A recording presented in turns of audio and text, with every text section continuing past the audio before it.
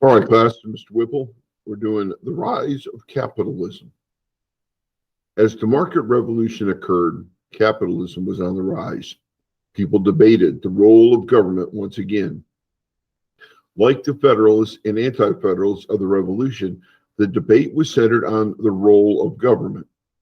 Who should pay for new transportation and technology, the government or private businesses? The answer was debated throughout the rise of capitalism and is still debated today. In order to have a thriving market economy, sellers must be able to get their goods to buyers. The faster they can deliver, the more money they can make, and the cheaper it can be sold. The development of new transportation helped move goods faster. It also fueled the controversy. People debated who should pay to build them. The first transportation improvements were paid for by a combination of people. Money was used from the federal government, state governments, and private investors. The first national road was paid for with federal money, while most railroads were funded by investment companies who helped to make money from them once they were complete. Land grants were another source of debate. As the United States expanded, the federal government owned all of the new lands. At first, that land was sold to private investors.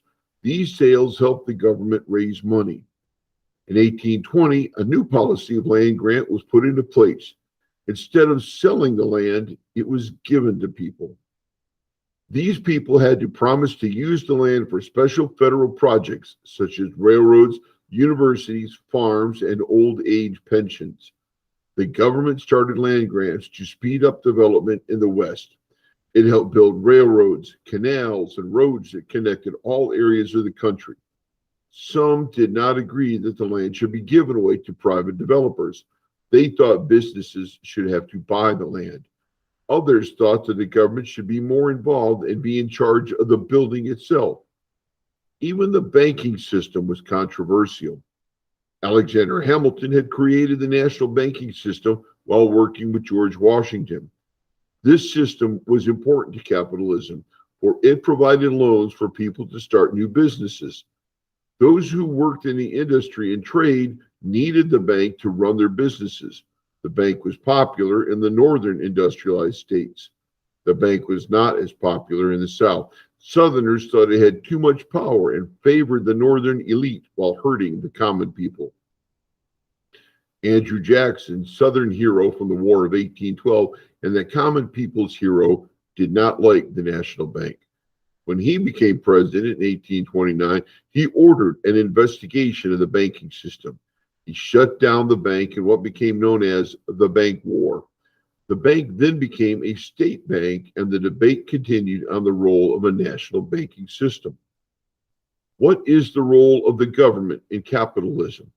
The government can be a force that looks out for the common good. The government can create laws that protect the rights of workers. It can build and maintain transportation necessary for capitalism.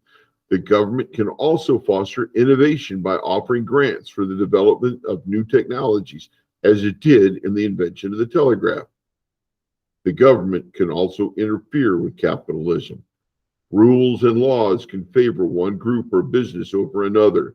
Capitalism's goal is to make money, and government-run businesses can take profit away from private businesses. A free market system lets buyers decide what they want, not the government. The Supreme Court has ruled on some of these controversies. In 1810, they repealed the Georgia law related to a corrupt land grant.